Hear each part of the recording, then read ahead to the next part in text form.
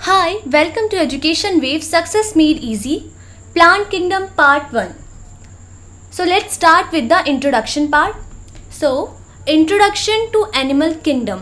Last के जो chapter थे हमने प्लांट किंगडम में देखे थे कि जितने भी डिफरेंट टाइप के प्लांट्स थे हमने उनको कैसे उनकी क्लासिफिकेशन की थी, उनके बेसिस ऑफ कि वो कैसी रिप्रोडक्शन शो करते हैं, उनका मोड ऑफ न्यूट्रिशन क्या होता है। तो हमने पूरे प्लांट किंगडम ने उनकी रिप्रोडक्शन से लेके उनका जो क्लासिफिकेशन था, किस किस बेसिस पे हमने उनको क्लासिफाई किया था, ब्रायोफाइट्स, टेरिडोफाइट्स, सब हमने एक्सप्लेन किया।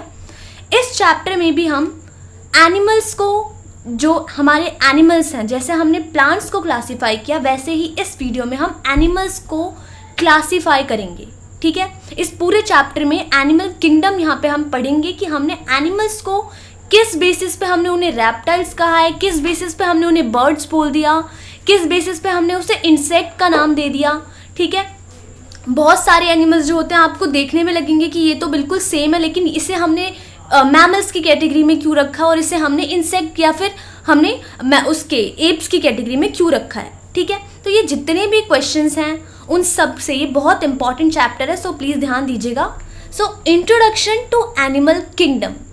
There are about 1.2 million animal species which show a great variety of diversity.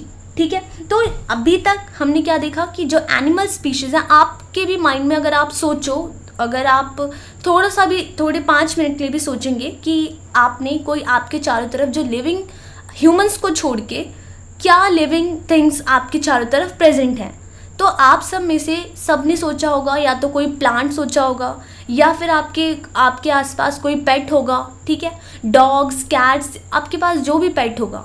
सो सबसे पहले आपके माइंड में क्या है? प्लांट्स और एनिमल्स। ठीक है, तो ये जो एनिमल्स हैं, आपने डिफरेंट टाइप के एनिमल्स देखे होंगे, जिसमें से अभी तक ऐसा माना जाता है कि बहुत सारे एनिमल्स जो हैं अभी तक हमने फाइंड भी नहीं किए हैं कि वो यहाँ पे एग्जिस्ट करते हैं। ठीक है, ऐसा माना जाता है कि अभी तक हमने बस कुछ ही ये जो 1.2 मिलियन ये जो एनिमल स्पीशीज़ है ना, इसकी परसेंटेज ये बहुत कम है कि अभी तक हमें बहुत सारे एनिमल्स हैं जो कि अभी तक हमने ढूंढे भी नहीं है, जो कि हमारे पूरे एनवायरनमेंट में प्रेजेंट है, हमारे पूरे वर्ल्ड में प्रेजेंट है।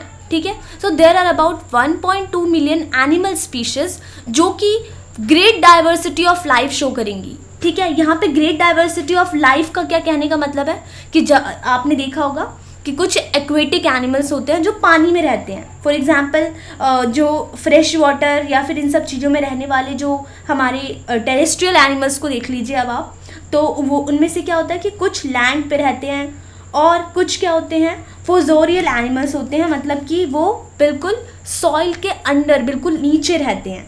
ठीक है, कुछ होते हैं एब्रोब्रियल एनिमल्स जो कि ट्रीज़ के ऊपर रहते हैं। तो ये डिफरेंट टाइप्स हैं कि वो कैसे डाइवर्सिटी, जो उनकी जो ग्रेट डाइवर्सिटी है उसे शो कर रहे हैं। फॉर एग्जांपल, जैसे अभी तक मैंने कितने का नाम लिया कि कुछ एक्वेटिक एनिमल्स हैं।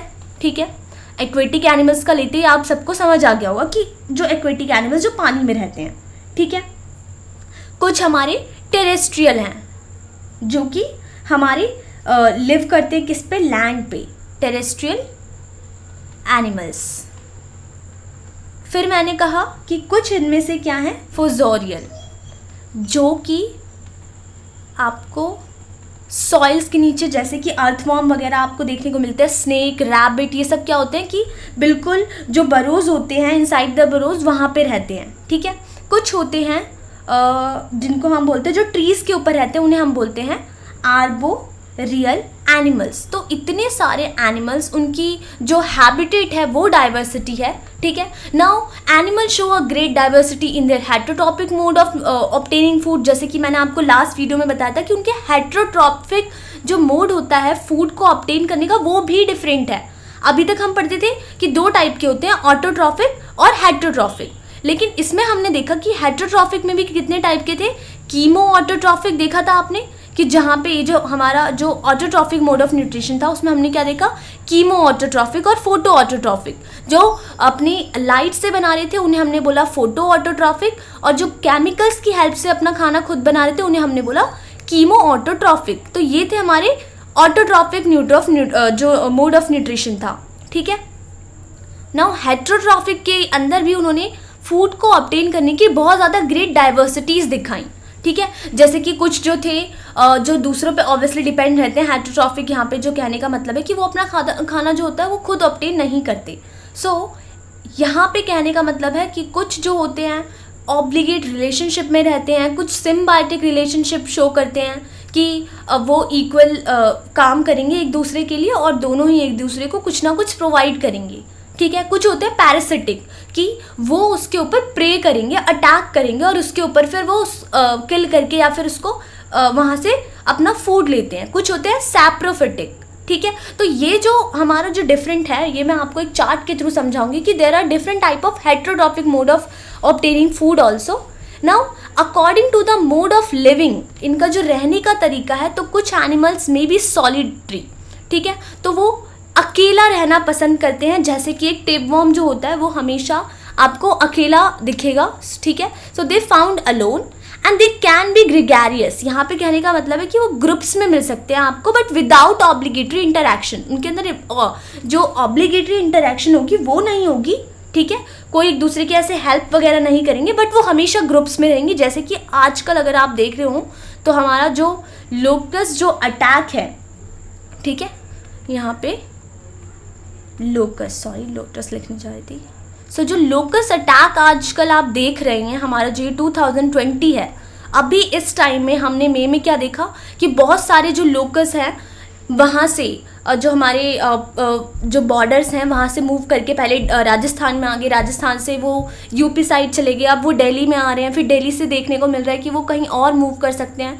तो इतने सारे जो लोकस का अटैक आप देखने को मिल रहा है, ठीक है। तो ये क्या है, एक तरीके का एग्जाम्पल है, ग्रुप्स में वो दिख रहे हैं आपको, उनको हम बोलते हैं ग्रेगेरियस, ठीक है। एक अच्छा एग्जाम्पल इस लोकस अटैक से यहाँ पे मुझे मिला, सो मैंने आपको बताया। एंड देयर आर कॉलोनियल, तो कुछ कॉलोनीज में रहते हैं। जैसे कि आपने देखा होगा हनी बीज, आपने देखा होगा कि किसी ट्री के ऊपर वो अपना एक पर्टिकुलर वहाँ पे एक अपना वो रहने का पूरा बना लेते हैं और वहाँ पे वो कॉलोनीज के अंदर रहते हैं, सारे एक दूसरे की हेल्प करते हैं और छोटे छोटे ऑब्लिगेटरी इंडिपेंडेंस में वो रहते हैं, ठीक है। अपना वो जाते हैं और अपने हनी बी का जो भी उनका पूरा है वो उसको बनाते हैं, ठीक है। सो ये ग्रेगेरियस, सॉलिटरी, ये सारे एग्जाम्पल्स थे। मैं आपको हनी बी वगैरह के एग्जाम्पल शो कर रही हूँ कि किस तरीके से हमने एनिमल किंगडम के अंदर, ये जो एनिमल किंगडम जो वर्ड है उसमें हम क्या देख रहे हैं, इतनी सारी क्लासिफिकेशन की वो कैसे रहते हैं। कुछ एनिमल टेरेस्ट्रियल हैं, उनके हैबिटेट, उनका मोड ऑफ न्यूट्रिशन सबका डिफरेंट है। तो किस बेसिस पे हमने इनको सेपरेट करने की कोशिश की, उनको क्लासीफाई करने की कोशिश की। तो जो हर्बीवोरस थे उनको मैं आपको बताना चाहूँगी कि इतने सारे टाइप के हमारे पास एनिमल्स हैं। यहाँ पे मैं आपको क्लासिफिकेशन दिखाऊंगी। सो द प्लांट्स ईटिंग होते हैं ये और ऑटोट्रॉफिक इन नेचर होते हैं। और एग्जाम्पल आपने देख लिया गोट और काव, ठीक है। तो जो आपने देखी होगी काव वगैरह, ये सब हर्बीवोरस होते हैं, एक तरीके से प्लांट्स ईटिंग होते हैं। और ऑटोट्रॉफिक यहाँ पे ये प्लांट्स ईटिंग जो होते हैं एंड जो भी मतलब वो प्लांट्स ईटिंग और जो प्लांट्स के ऊपर डिपेंड करते हैं, उनका नेचर ऐसा होता है कि वो प्लांट्स के ऊपर डिपेंड करते हैं, ठीक है। उन्हें हम बोलते हैं गोट और काव। ये सारे क्या हो गए, herbivorous. Second is carnivorous. So first was herbivorous, second is carnivorous. तो दे फीड ऑन एनिमल्स, ये एनिमल्स के ऊपर फीड करते हैं, सिर्फ फ्लैश ईटिंग होते हैं। जैसे कि लायन और टाइगर, ये जाके आपको कभी नहीं दिखेगा कि ये घास खा रहे होंगे, ठीक है। सो ये हमेशा फ्लैश ईटिंग होते हैं, तो they feed on animals. Third है हमारा ऑमनीवोरस। सबको पता है दे feed on both plants and animals. तो अगर ये प्लांट्स भी खाते हैं और एनिमल्स भी, तो सबसे बड़ा एग्जाम्पल है जो कि नॉन वेजिटेरियन, अगर मैं कहूँ तो ह्यूमंस जो हो गए, ऑब्वियसली जो नॉन वेज होते हैं, तो वो आपने देखा होगा कि वो एनिमल्स के ऊपर भी फीड कर सकते हैं और प्लांट्स तो हम वेजिटेबल्स वगैरह खाते ही हैं, ठीक है। Now fourth one is sanguivorous. तो यहाँ पे ये जो है इसका मतलब ये होता है कि जो ब्लड के ऊपर, दूसरे ऑर्गेनिज्म के ब्लड के ऊपर फीड करते हैं, जैसे कि मॉस्किटोज। तो आपने देखा होगा मॉस्किटोज या फिर हमारे बालों के अंदर जो होती हैं वो जो होते हैं, ये सारे एग्जाम्पल जो हमारे ब्लड के ऊपर टोटली डिपेंडेंट होते हैं, उन्हें हम बोलते हैं सैंग्यूइवोरस, ठीक है। And there are the last one is fifth one, क्या है हमारा, कॉप्रोफाजस। ये हार्बीवोरस, ठीक है, ये भी एक तरीके का एनिमल है। कार्निवोरस जिसके अंदर लायंस एंड टाइगर्स हैं एग्जाम्पल। ओमनीवोरस जिसके अंदर एग्जाम्पल था सबसे बड़ा ह्यूमन बीइंग, ठीक है। एंड सैंग्विवोरस जिसका एग्जाम्पल था मॉस्किटोज, या फिर बहुत सारे एग्जाम्पल आप ले सकते हैं जैसे कि लीच वगैरह, ठीक है, मैंने अभी आपको बताया। तो ये फिफ्थ जो है वो है कॉप्रोफॉजिस, जो आपने रेयर ही देखा होगा, जैसे कि पिग्स आपने देखे होंगे, दे फीड अपॉन फीसेस। तो जो एक्सक्रीटा मटेरियल होता है, ठीक है, किसी का जो एक्सक्रीटा है उसके ऊपर जब ये फीड करते हैं तो पिग और इनके अंदर एक रैबिट्स जो होते हैं वो भी ऐसे ही होते हैं, वो भी कॉप्रोफॉजिस का एग्जाम्पल है, ठीक है। ये टेबल बताने का ये मतलब था मेरा। So to express the relationship between different organism, ठीक है, and there is a need of classification. तो कभी कभी ऐसा होता है कि जो डिफरेंट ऑर्गेनिज्म है ना, उनके अंदर भी आपको बहुत रेयर क्या मिलेंगी, सिमिलैरिटीज। जैसे कि मैंने यहाँ पे क्या दिखाया आपको कि ये प्लांट और एनिमल दोनों पे ही फीड कर रहा है, तो ना ही वो कार्निवोरस हुआ ना ही वो हर्बीवोरस हुआ, उसे हमने रखा है ऑमनीवोरस की कैटेगरी में, ठीक है। तो ये जो कभी कभी आपको सिमिलैरिटीज दिख जाएंगी कुछ, लेकिन कुछ हद तक वो डिफरेंट भी हैं। तो ये जो रिलेशनशिप है ना इन एनिमल्स के अंदर, so there is a need of classification. तो हमें लर्न करने के लिए, इन्हें और अच्छे से समझने के लिए it involves grouping on the basis of their similarities क्या हैं और इनके अंदर डिफरेंसेस क्या हैं, ठीक है। तो इन सब चीज़ों को समझने के लिए जब हमने क्लासिफिकेशन करना स्टार्ट किया, तो सबसे पहले हमने उनको किस बेसिस पे क्लासिफाई किया, उनके लेवल ऑफ ऑर्गेनाइजेशन पे, ठीक है। आप एक ही चीज़ देख के किसी को क्लासिफाई नहीं कर सकते। फॉर एग्जांपल, अगर पूरी क्लास या फिर पूरे एक रूम के अंदर बहुत सारे लोग हैं, ठीक है, मान लीजिए कि बहुत सारे लोग हैं, तो आपने उनको ऑन द बेसिस ऑफ उनकी हाइट पे क्या कर दिया, पहले क्लासिफाई कर दिया, ठीक है, कि जो बड़े थे वो इस लाइन में आ जाइए और जो उनसे ज़्यादा उनकी हाइट कम थी वो इस लाइन में आ जाइए। अब आपको उनको और ज़्यादा क्लासिफाई करना है, तो मे बी आप किसके बेसिस पे उनको क्लासिफाई कर सकते हो कि फॉर एग्जांपल हमने कुछ भी ले लिया कि उनका जो कलर कॉम्प्लेक्शन है उसके बेसिस पे हमने उन सबको अलग कर दिया, हमें ज़्यादा से ज़्यादा उन्हें क्लासिफाई करना है। वैसे ही हम एनिमल्स में भी अभी ये जो चैप्टर है इसमें आपको सबसे पहले जो बेसिक चीज़ें हैं वो मैं आपको समझाना चाहूँगी। एनिमल किंगडम पे जाने से पहले अभी हमें बहुत सारी चीज़ें देखनी है, जैसे कि उनकी सिमिट्री, कि उनकी सिमिट्री, अगर आप उनकी सिमिट्री देखेंगे तो कैसी होगी, उनका लेवल ऑफ ऑर्गेनाइजेशन देखना है, हमें उनका बॉडी का प्लान देखना है, ठीक है। और इसके अंदर जो अभी हम पढ़ने वाले हैं जो सबसे इम्पॉर्टेंट चीज़ें हैं वो है उनका सेगमेंटेशन, ठीक है, उनका सर्कुलेटरी सिस्टम। इतनी सारी चीज़ें आपको समझनी है। तो सबसे पहले मैं आपको स्टार्ट करवाना चाहूँगी लेवल्स ऑफ ऑर्गेनाइजेशन से। अब लेवल्स ऑफ ऑर्गेनाइजेशन में हमें 3 चीज़ें पढ़नी है, cellular organisation, tissue organisation and organ system organisation. अब ये सेलुलर ऑर्गेनाइजेशन, टिश्यू ऑर्गेनाइजेशन और ये ऑर्गन सिस्टम ऑर्गेनाइजेशन, इनके टर्म से आपको कुछ आइडिया मिल रहा होगा कि यहाँ पे ऑर्गेनाइजेशन का मतलब क्या है, कि किसी भी चीज़ का ऑर्गेनाइज होना या फिर बनना। तो सेलुलर ऑर्गेनाइजेशन, तो जब भी आपको कोई भी एनिमल, ठीक है, ऐसा दिखेगा कि उसके अंदर सिर्फ सेल्स से ही बना हो, वो उसके अंदर कोई टिश्यू फॉर्मेशन नहीं है, कोई उनके अंदर ऑर्गन नहीं है, बस वो किससे बना है, सेल्स से मिलके बस एक पूरी बॉडी उसकी बनी है, ठीक है। तो बस सेलुलर लेवल ऑफ ऑर्गेनाइजेशन जब आपको दिखेगा, इसे मैं और अच्छे से समझाऊंगी अभी आगे, बस मैं आपको इनके नाम का आइडिया दे रही हूँ कि सेलुलर मतलब सिर्फ सेल्स फॉर्म होंगे, आपको उस पूरी बॉडी के अंदर कोई टिश्यू नहीं मिलेगा, ठीक है, जो इन सेल्स ने मिलके बनाया होगा। यहाँ टिश्यू ऑर्गेनाइजेशन में आपको क्या दिखेंगी कि वो जो सेल्स हैं, फॉर एग्जाम्पल एक किसी बॉडी के अंदर, यहाँ पे कोई बॉडी थी, जो सेल्स थे ना उन्होंने मिलके एक पर्टिकुलर टाइप का टिश्यू बना लिया, ठीक है। तो ये जो टिश्यू फॉर्मेशन जब वो करने लग जाए, किसी भी आपकी, अगर आपको मैंने कोई एनिमल दिया, आप उसके बारे में समझना चाहते हैं तो सबसे पहले आपको उसका ऑर्गेनाइजेशन समझना पड़ेगा।